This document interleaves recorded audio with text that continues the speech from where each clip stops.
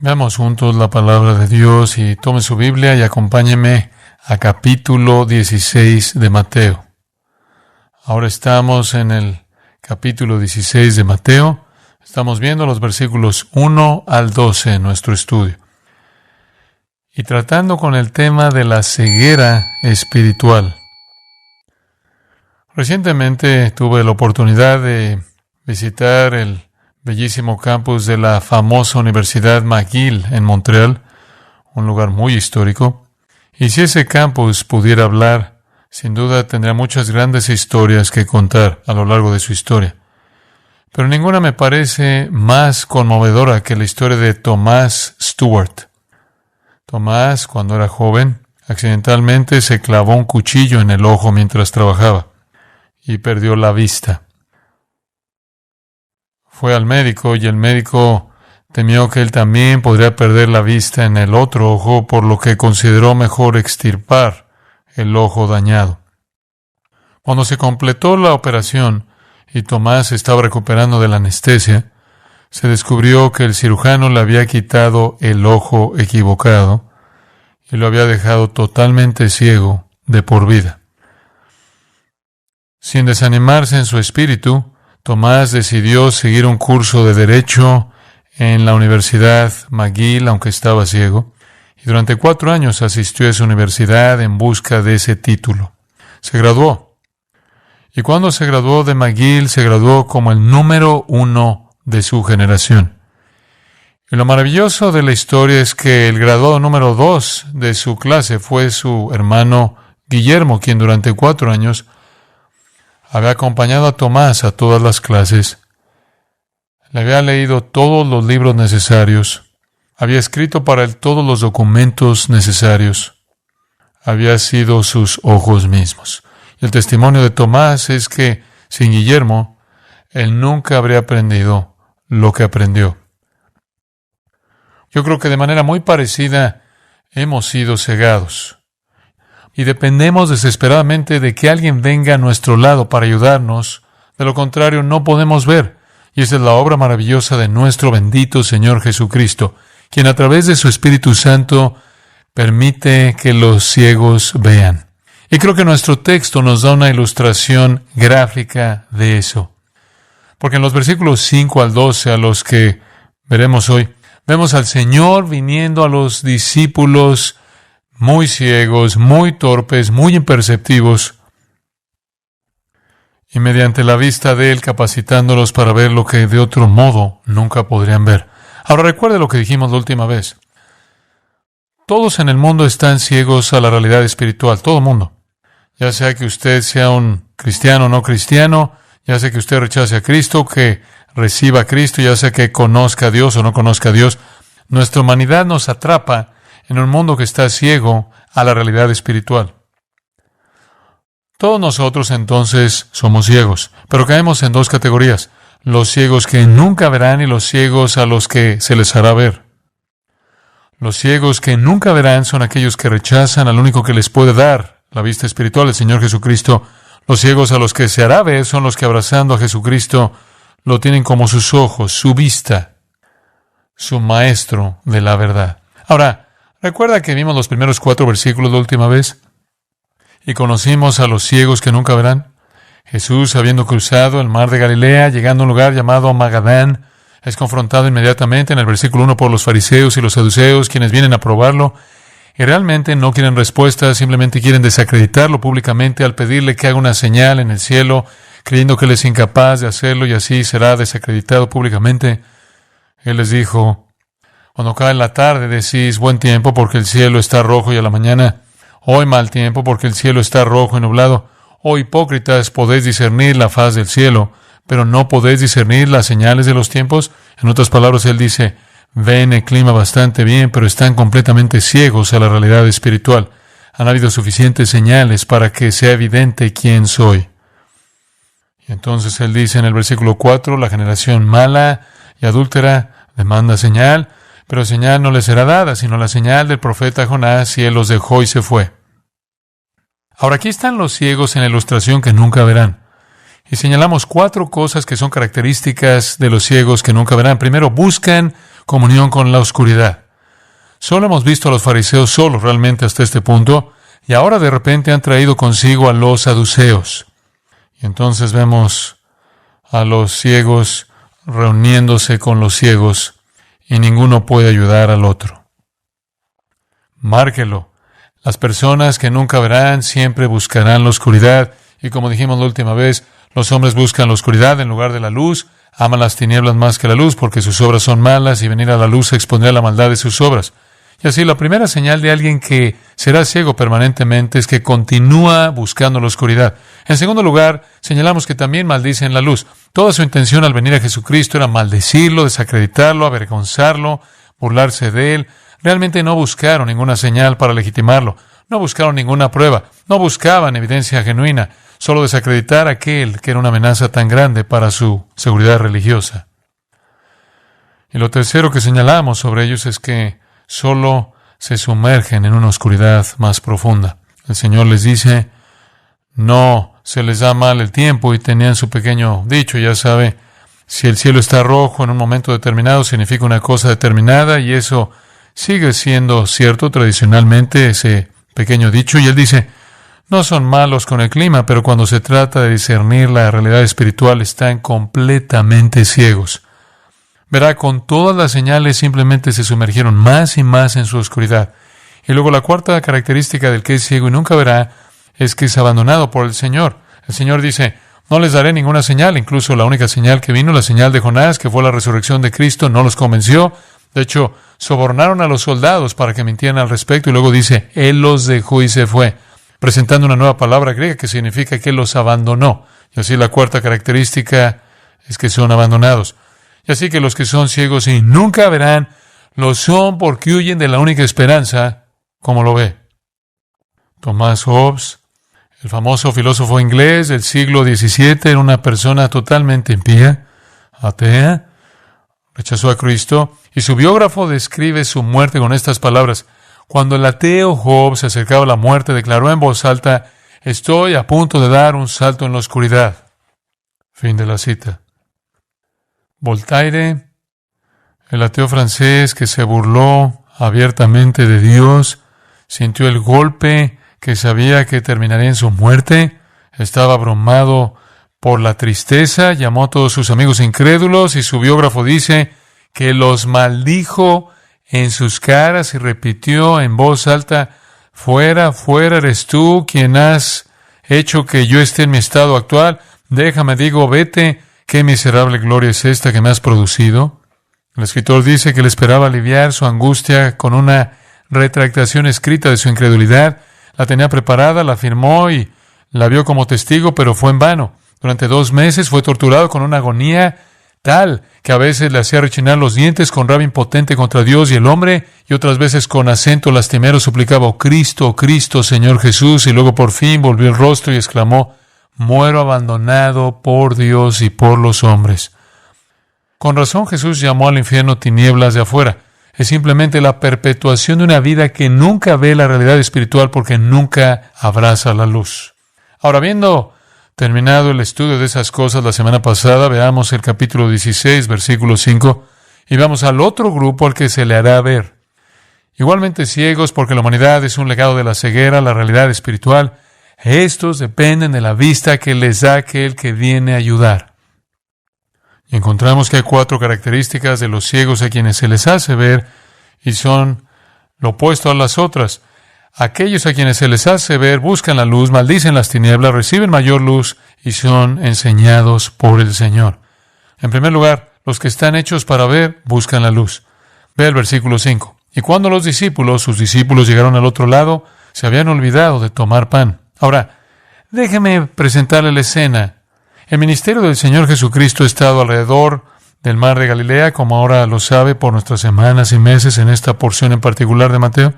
Y Él sigue yendo y viniendo ahí por el agua. Acaba de cruzar, después de alimentar a 4,000 hombres, más mujeres y niños en Decápolis, se subió a un barco y cruzó a Magadán. Y al llegar a Magadán se enfrentó inmediatamente con los fariseos y los saduceos. El incidente que ocurre en los primeros 4 versículos sucedió. Y luego él vuelve a la barca y regresa a la costa nuevamente. Y Él es seguido, y es importante señalar esto, como siempre, por sus discípulos. Dice, sus discípulos también pasaron al otro lado. Y aquí encuentra usted la primera marca de alguien que realmente va a llegar a ver. Él busca la luz. Los discípulos persiguieron la luz, ahora estaban parados en la encrucijada en un sentido muy real en los versículos 1 al 4, porque habían sido creados en una sociedad judía y habiendo sido creados allá habían aprendido a respetar básicamente a dos grupos de personas, los fariseos y los saduceos. Fue de la familia de los saduceos que salió el sumo sacerdote y todo su séquito. Eran la aristocracia, eran en muchos sentidos la confianza, eran el poder cerebral, eran los líderes en términos de autoridad. Ellos eran el liderazgo, eran el gobierno y debían ser respetados y reverenciados por eso.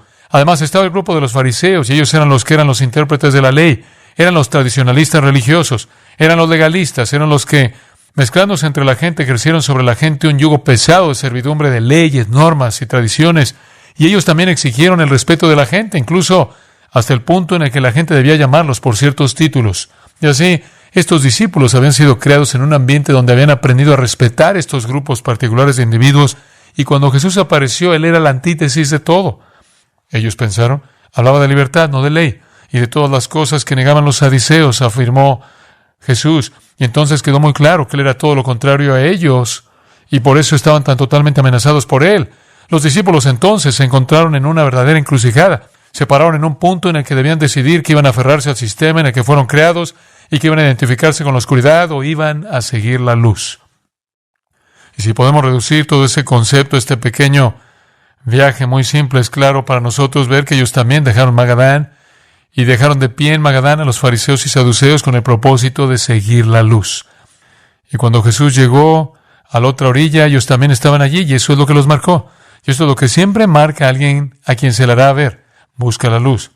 La Escritura está repleta de declaraciones en este sentido, Antiguo Testamento y Nuevo Testamento. Si me buscas de todo tu corazón, ciertamente que me encontrarás. Y entonces está el corazón que busca. Y aquí lo vemos señalado en estos discípulos en particular. La palabra discípulo, mathetes, básicamente significa aprendiz. Eran aprendices. Ellos estaban siguiendo para ser enseñados. Ellos buscaron saber la verdad. Los discípulos lo habían seguido. Y lo habían seguido a la luz de la vida. Él no era una luz para ser visto, Él era una luz para ser seguida. Y ellos buscaban esa luz. Ellos sabían bien lo que habían dicho los profetas del Antiguo Testamento, de que el Mesías vendría y traería luz a las naciones. Ellos sabían que los salmistas habían dicho, el Señor es mi luz y mi salvación. Eso lo sabían bien y vieron en Jesucristo la luz en sus tinieblas. Ellos buscaron seguirlo. Y no fue necesariamente así con todos ellos. No todos los que originalmente estaban interesados en la luz fueron fieles en seguir. En Juan capítulo 6 hubieron muchos discípulos allí y luego Jesús comenzó a hablar del compromiso real que Él requería para un discípulo, comiendo su carne, bebiendo su sangre, todo eso, y dice, desde entonces muchos de sus discípulos ya no andaban con Él. Y Él le dijo a los que quedaban, ¿vosotros también os vais a ir? A lo que Pedro respondió por todos, ¿a quién iremos? Tú y solo tú tienes que.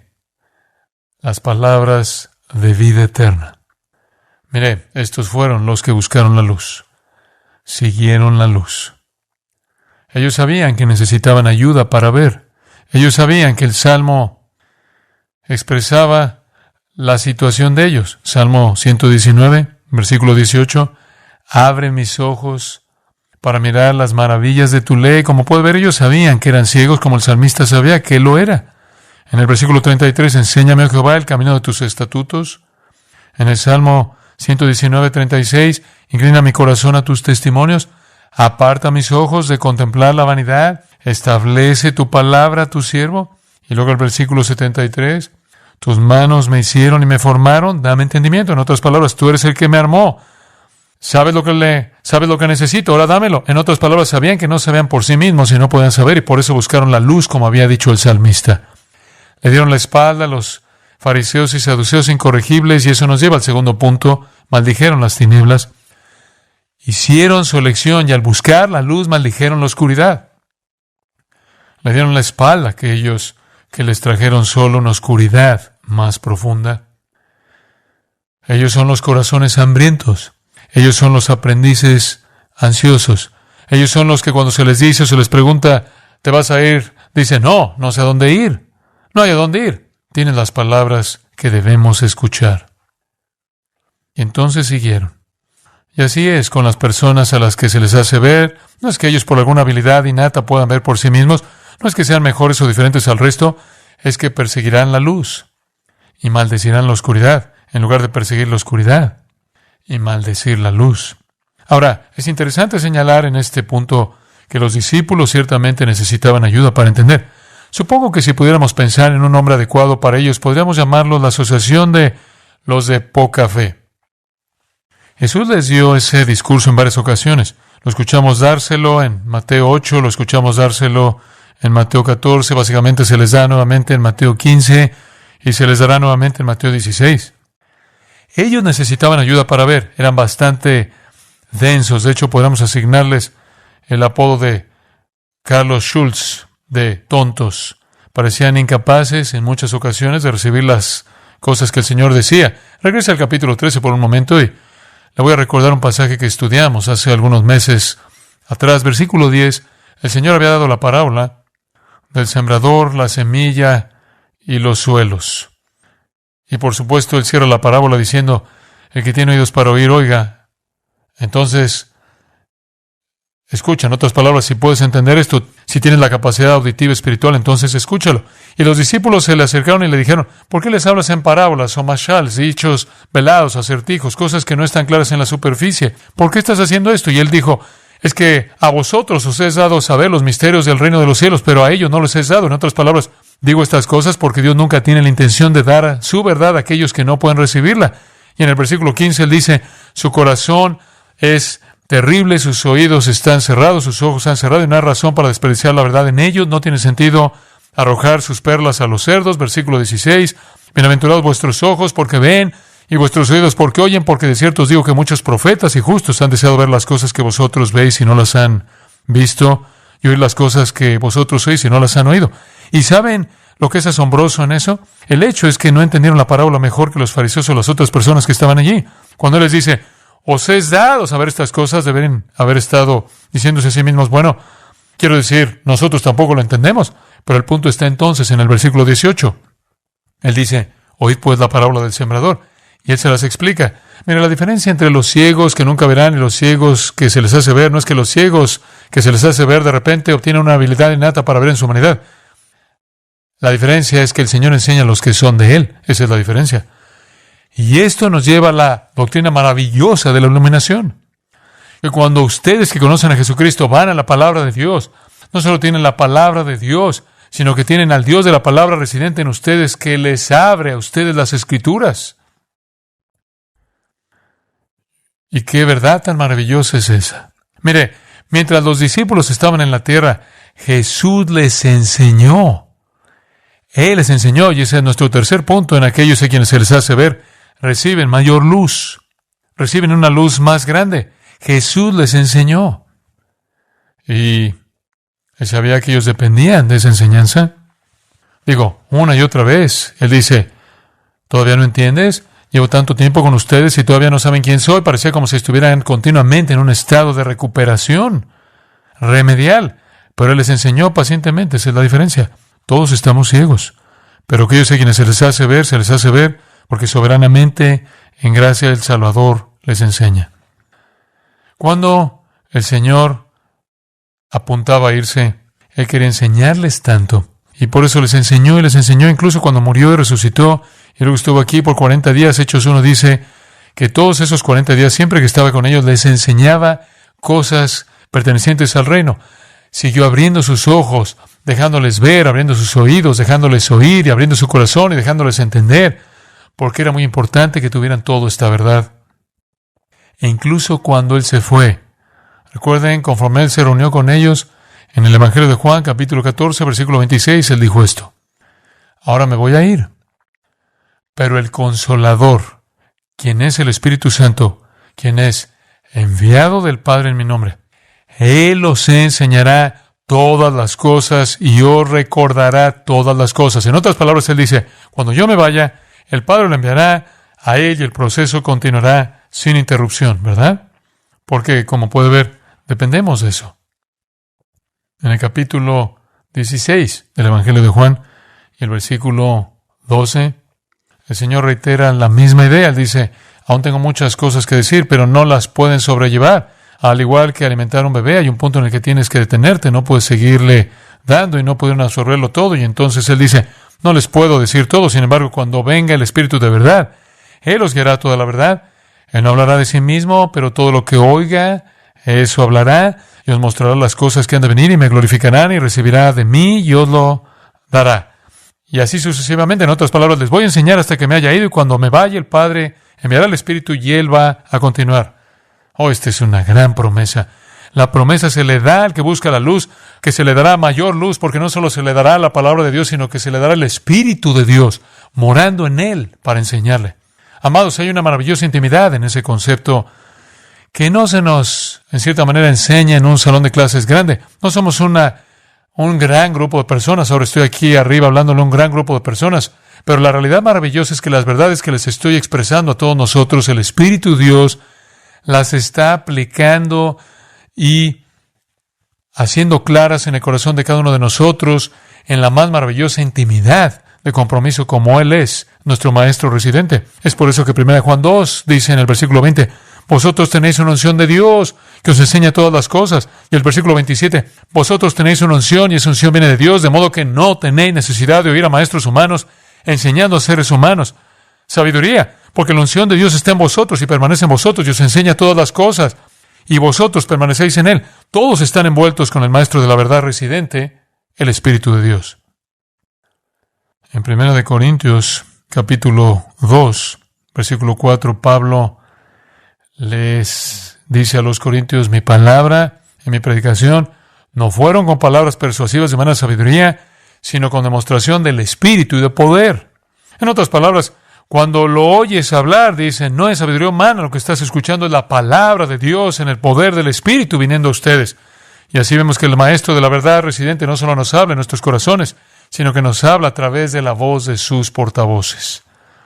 Y Pablo le dice a los tesalonicenses en 1 Tesalonicenses capítulo 1 versículo 5, cuando llegó a vosotros nuestro evangelio no vino simplemente con fuerza humana, sino que vino con el poder del Espíritu Santo, y entonces somos enseñados por los maestros a quienes Dios ha facultado con su Espíritu únicamente para enseñar, y por el Maestro de la verdad residente que mora dentro de nosotros, y así somos guiados a una mayor comprensión y una mayor luz.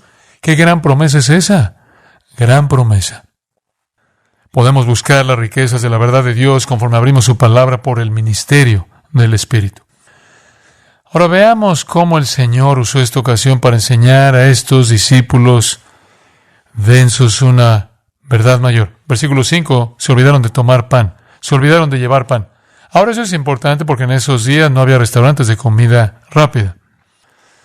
No es fácil en el desierto obtener el tipo correcto de comida, por lo que necesitaban planear por adelantado, y no lo habían hecho. Cruzaron, creo tal vez fueron un poco apresurados después de la confrontación con los fariseos y saduceos, para cuando llegaron a la otra orilla. Marcos 8:14, el pasaje paralelo dice, miraron a su alrededor y encontraron una torta de pan, que será como una galleta plana, y eso no será suficiente para todos estos 12 apóstoles y el Señor mismo, y por eso estaban muy preocupados, porque se habían olvidado de llevar pan. Ahora, esto le va a decir el nivel en el que operaban, ¿verdad? El nivel físico básico. Simplemente son como nosotros. Digo, aquí están en la presencia de Dios mismo, quien acaba de crear suficiente alimento para alimentar a 50,000 personas en las últimas semanas. 5,000 hombres más mujeres y niños en el área judía, 4,000 hombres más mujeres y niños en el área gentil de Decápolis, acaban de ver milagros masivos de reproducción de alimentos. Llegan al otro lado y dicen, ¡ay! No tenemos pan. Realmente en el nivel físico, ¿verdad? Viendo solo la necesidad física. Pero ahora aprende usted una de las lecciones más grandes de todo el discipulado. El Señor toma cada una de las extremidades de ellos como una oportunidad divina para enseñar la verdad. ¿Quieres saber cómo se hace un discípulo? Realmente no hace un discípulo teniendo 2 lecciones sobre el discipulado, simplemente las voltea. Realmente reproduce un discípulo, realmente edifica a alguien hacia la madurez, poniéndose a su lado, caminando por la vida, interpretando la vida en términos de su significado espiritual. Así es como se hace un discípulo. Es tomar las vicisitudes, las luchas, las ansiedades, las situaciones, los sucesos de la vida en el día a día interpretándolas a un nivel divino. Y usted puede identificar a un discípulo maduro porque es alguien cuyas reacciones y cuyas interacciones y percepciones y perspectivas están a ese nivel divino. Y así el Señor simplemente aprovecha esta oportunidad con su preocupación por no tener pan como un punto para enseñarles la verdad profunda. Versículo 6. Jesús les dice, mirad, órate en el griego significa ver. Abran sus ojos, muchachos, abran sus ojos y guardaos, y eso implica peligro. Guardaos de la levadura de los fariseos y de los saduceos. Guardaos de la levadura de los fariseos y de los saduceos. Ahora, ¿qué está diciendo? Ellos están preocupados por el pan. Y el Señor usa eso como una oportunidad. Él les está diciendo, miren, no se preocupen por el pan. Preocúpense por la levadura de los fariseos y de los saduceos. En otras palabras, levántense a un nivel espiritual. Nos enfrentamos a una crisis tremenda. Cristo ahora está a solo meses de la cruz y Él quiere que sean educados espiritualmente. Un día sin comida no es un problema serio. Bájense de ese nivel mundano de lo físico y la mayoría de nosotros viviremos en ese nivel todo el tiempo. En cierta manera, algunos de ustedes, y ni siquiera he terminado con mi sermón y ya sienten la saliva pensando en su comida o han estado probando su desayuno y tocino de nuevo. Somos muy físicos. O se ha estado preocupando por las arrugas de sus pantalones o viendo el cabello de alguien que no está del todo bien. Estamos muy orientados físicamente. Tendemos a ver solo las cosas físicas y no tenemos esa visión espiritual, aunque somos personas redimidas. El encuentro del Señor con los fariseos y saduceos está fresco en su mente y quiere advertir a estos hombres. ¿Por qué? Porque Él se va a ir y ellos van a estar solos, por así decirlo, con Él muerto y no ahí por ese periodo de tiempo antes de su resurrección, cuando se dispersaron y volaron por todo el lugar y luego van a tener que salir y llevar el mensaje. Y Él les advierte acerca de la levadura de los fariseos y saduceos, tratando de llevarlos, tratando de sacarlos del nivel físico al problema, al asunto real, que es el pan que están repartiendo, no el pan físico. Me preocupa nuestra sociedad, incluso me preocupo por la iglesia en la actualidad porque es tan física. Nos preocupamos por lo que vestimos, cómo nos vemos, cómo se ve nuestro cabello, el tipo de auto que manejamos y nos preocupamos por toda la ropa y nos preocupamos por la forma de nuestros cuerpos. Ya sabe, estamos casi paranoicos por eso. Vemos a las personas y las juzgamos por cómo se ven, cómo se ve su cabello, cómo es su ropa. Eso es lo que fue tan refrescante de estar allá arriba en Canadá con esa iglesia franco-canadiense de primera generación que acaba de nacer en los últimos 2 o 3 años. Tuve la sensación de que a nadie le importaba si tenías un lagarto en la camisa. ¿Se da cuenta? Realmente no creo que eso fuera un gran problema para ellos. No creo que les importaba si tus calcetines combinaban. No creo que les importaba un poco cómo era su cabello. Creo que estaban tan emocionados, estaban tan bendecidos, extasiados por la realidad de Jesucristo en sus vidas, que eso era todo en lo que podían pensar. Y evaluaban a la gente en la dimensión espiritual y fue refrescante y emocionante. Y otras cosas ni siquiera fueron un problema. Así que los discípulos estaban abajo en ese nivel físico donde la mayoría de nosotros vivimos la mayor parte del tiempo. Y Jesús quería levantarlos.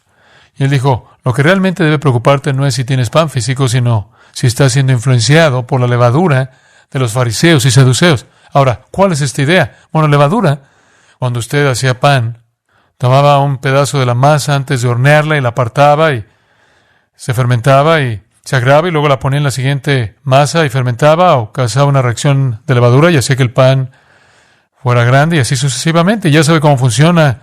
Es una levadura y así la levadura llegó a significar influencia, algo retenido del pasado aplicado al presente. Y es por eso que cuando Israel salió de Egipto no se les permitió comer pan con levadura. Dios les estaba diciendo en forma simple, no tomen todo lo que conocían en Egipto y lo metan en su nuevo estilo de vida. Eso está en el pasado. Corten la cuerda, no hay nada de eso que necesitas. Córtate a ti mismo, no traigas ninguna influencia de esa parte de tu vida, del pan de Egipto. No tomes un pedazo para empezar el pan del nuevo pueblo de Dios en su nueva tierra. No hagas eso, corta esa cosa. Y el pan sin levadura simbolizaba eso, y así la levadura llegó a significar influencia. Principalmente significa mala influencia, aunque en algunos casos podría significar una buena influencia, una influencia penetrante. Entonces, lo que el Señor les está diciendo es esto: deben tener cuidado con la influencia penetrante de los fariseos y los saduceos. Y el Evangelio de Marcos, que es el relato paralelo, añade que él también dijo, guardaos de la levadura de Herodes. Ahora bien, ¿qué es la levadura de los fariseos? Bueno, Lucas 12:1 nos dice, allí mismo dice, la levadura de los fariseos es la hipocresía. Es religión falsa, externalismo sin corazón, legalismo, ritualismo, ceremonialismo. Todo por fuera, nada por dentro. Cuidado con eso. Cuidado con el legalismo. Cuidado con el ritualismo, el ceremonialismo, el externalismo, donde no hay un corazón para Dios. Y luego tenga cuidado con la levadura de los saduceos. Y nos dice en Hechos 20, no puedo recordar el capítulo, en algún lugar de Hechos 20, algo 23:6, creo. Mis ojos suben y bajan por las páginas hasta que llego ahí, ¿verdad? Nos dice allí que los saduceos no creían en la resurrección. Ellos no creían en los ángeles, no creían en la inmortalidad, eran liberales. Cuidado con el liberalismo. Cuidado con el escepticismo, el racionalismo, el liberalismo. Y luego cuidado con la levadura de Herodes. Agrega Marcos, la levadura de Herodes fue la ambición política, el materialismo, el secularismo. Entonces el Señor les está diciendo a los discípulos, hombres, solo quiero que sepan que ahora que me siguen y persiguen la luz y maldicen la oscuridad, asegúrense de no llevar nada de eso con ustedes. No tomen nada de esa levadura para leudar su masa nueva. Eviten el legalismo, el ritualismo, el ceremonialismo, el externalismo. Eviten el liberalismo, el escepticismo, el racionalismo. Y eviten el secularismo. En otras palabras, Él quiere un pan puro. En otras palabras, Él quiere una hogaza pura, ¿verdad? ¿Lo ve? Como puede ver, les estaba enseñando una profunda lección espiritual. En términos muy vívidos, corten el cordón, es lo que Él estaba diciendo. No tenga nada que ver con esa vida anterior. Y por supuesto, porque como dije, fueron creados para respetar a los fariseos y saduceos. Y fueron creados bajo el dominio, por así decirlo, de la dinastía herodiana, que incluía a Herodes, que gobernaba en Galilea, y tenían algo de respeto hacia él. Tenían que asegurarse de cortar esas cosas. No dejen que el mundo los influya. No dejen que la religión legalista los influya. No dejen que la religión liberal los influya. Esos son los dos polos. Esos son los extremos de los falsos sistemas. Manténganse puros. Bueno, eso es lo que él dijo en el versículo 6. ¿Quieren ver su reacción? Versículo 7. Discutían entre sí. Ahora deténgase allí por un minuto. Esto es lo mejor que la razón humana puede hacer. ¿Está listo para esto? Tuvieron una pequeña reunión, juntaron todos sus cerebros. ¿Qué quiere decir? ¿Qué está diciendo? Y debido a que vivían en el nivel físico, dijeron, ¡ajá! Nuestra conclusión es que él dijo esto porque no hemos traído pan. En otras palabras, lo que él teme es que compremos pan horneado por un fariseo. O que compremos pan horneado por un saduceo. Y eso sería pan contaminado. Le preocupa que debido a que no tenemos pan, es posible que se nos acabe y le compremos pan a un fariseo. Realmente un poco triste, ¿no es cierto? ¿Quieres saber algo? Si los fariseos obtuvieran el mejor precio, cómprenlo. En lo que respecta al pan. Si los mormones tienen esa tienda que vende pan barato, cómprenlo barato, es buena administración. Ese no es el asunto. A quien le compra el pan no es lo que importa, pero están en el nivel físico, ¿lo ve? Están allá abajo. Y todo en lo que pueden pensar es bueno, tiene miedo de que compremos algún tipo de pan contaminado. Mire, y lo que sucede es que pasa por alto el punto principal, ¿verdad? Porque el punto principal en toda la enseñanza de Jesús es que no es lo externo lo que contamina, ¿verdad? No es lo que entra en un hombre lo que contamina, ¿verdad? Es que, ¿qué?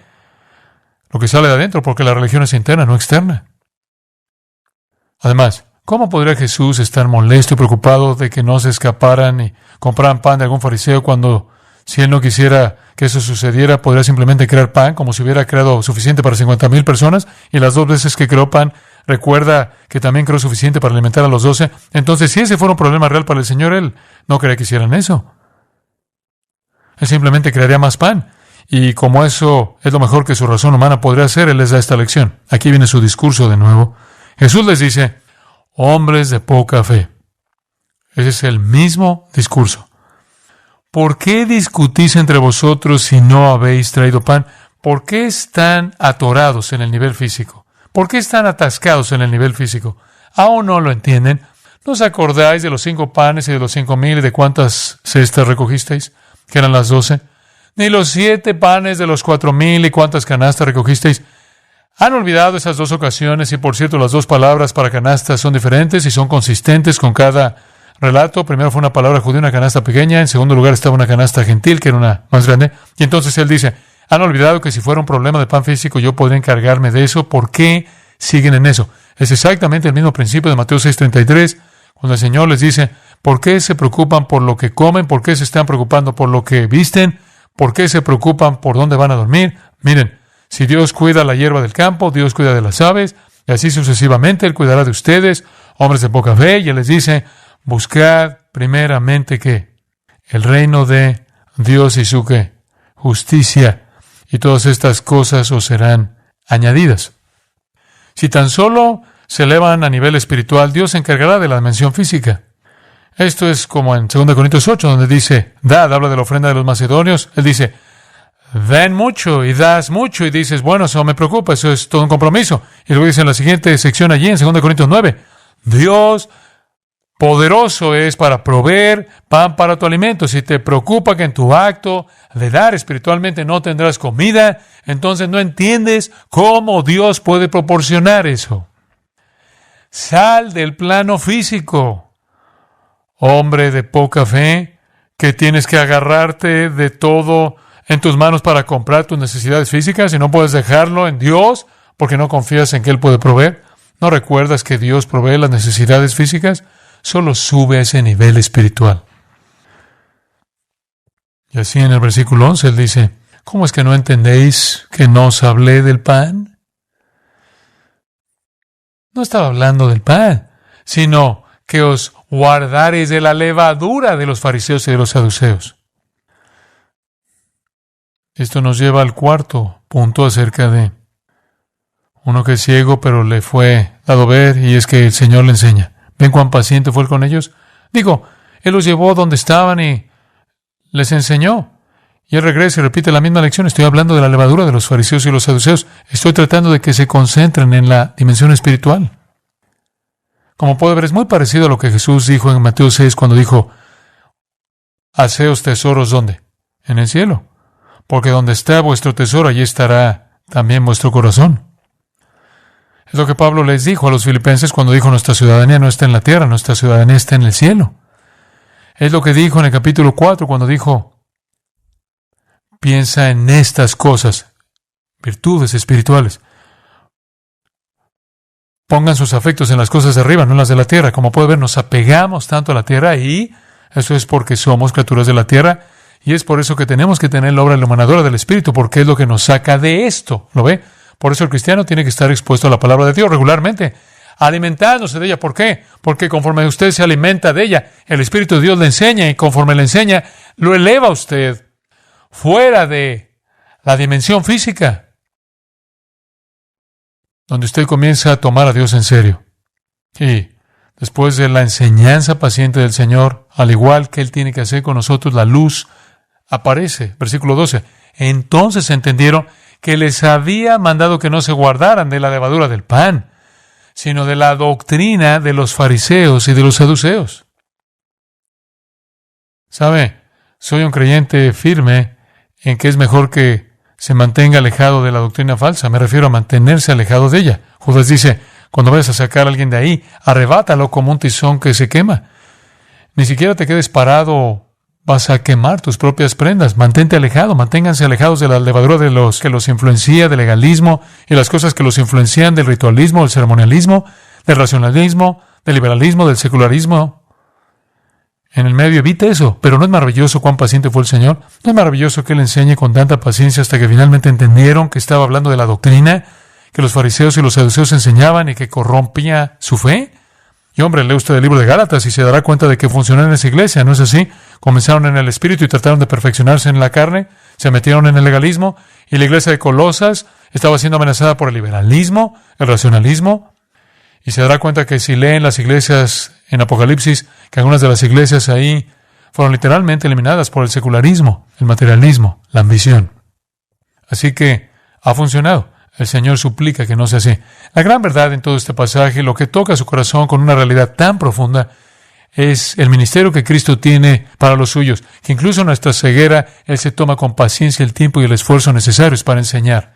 Vea 1 Corintios 2. 1 Corintios capítulo 2.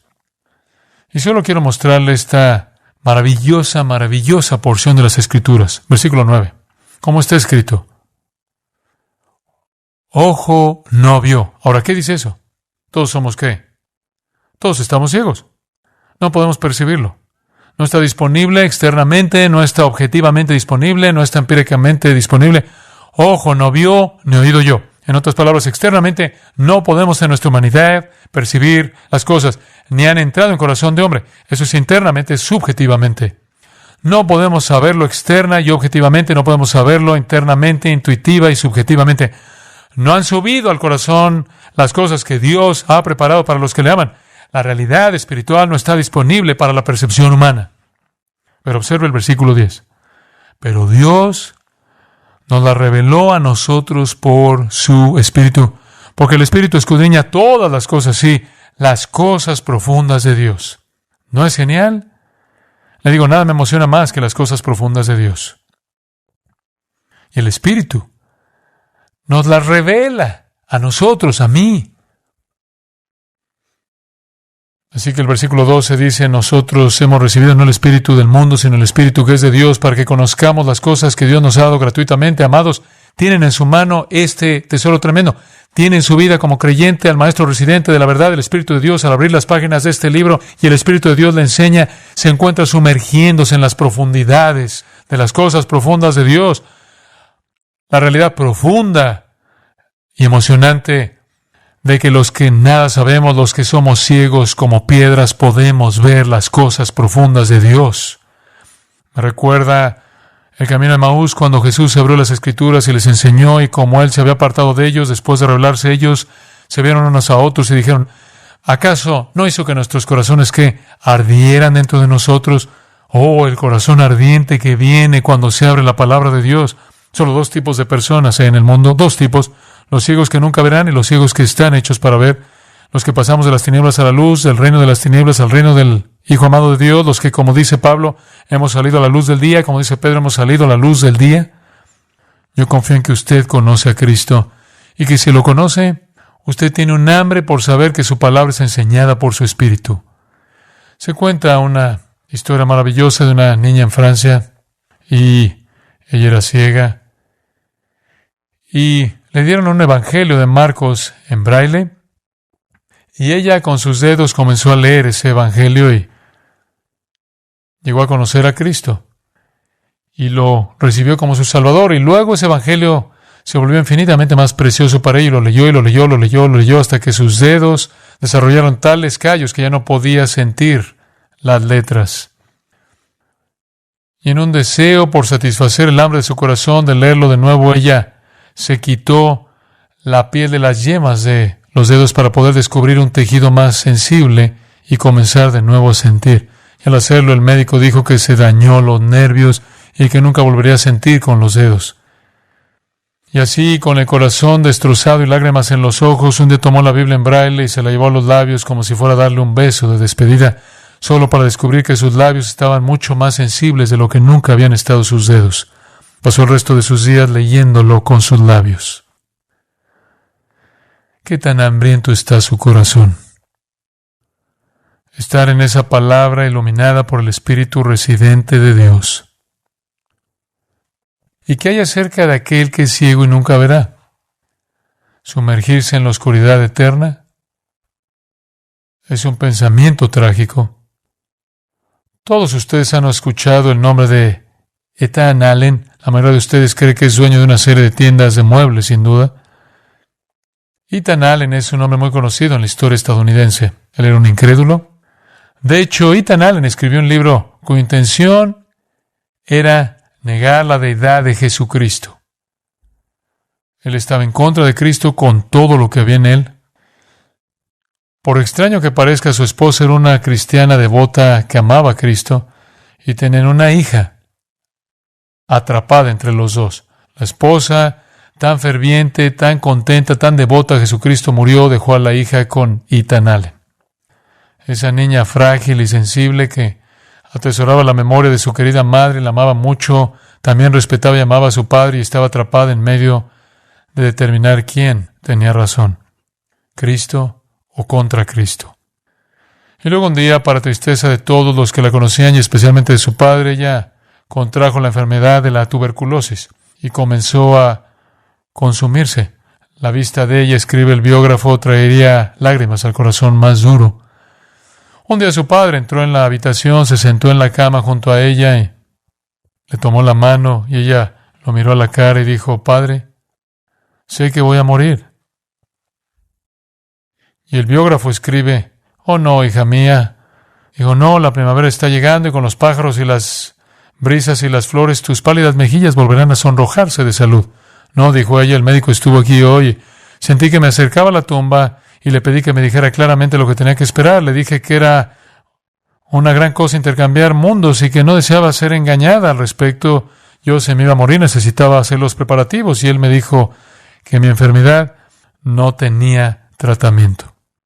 Y luego ella le dijo a su padre, ¿me enterrarías al lado de mi mamá? Porque esa fue su última petición. Pero padre, tú y mamá nunca han estado de acuerdo con la religión. Mi madre a menudo me hablaba del bendito Salvador que murió por todos nosotros y solía orar por ti y por mí para que el Salvador pudiera ser nuestro amigo y para que todos pudiéramos verlo como nuestro Salvador cuando se siente entronizado en su gloria. Los ojos de ella miraron más bien de manera desesperada a los ojos de su padre y dijo, no siento que puedo ir sola a la muerte. Dime, papá, ¿a quién debo seguir? ¿A ti o a mamá? ¿Rechazaré a Cristo como me has enseñado o lo aceptaré? Bueno, Ethan Allen, por decirlo suavemente, estaba desconsolado y había un corazón honesto en él. Y en medio de sus lágrimas, casi ahogando lo que decía el biógrafo, dice que ese viejo soldado dijo, hija mía, aférrate al Salvador de tu madre. Ella tenía razón. Y yo también trataré de seguirte a ese bendito lugar. Y dijeron que una sonrisa serena se le extendió en el rostro y quién sabe sino que hubo una reunión en el cielo de toda esa familia. La lección es de usted también.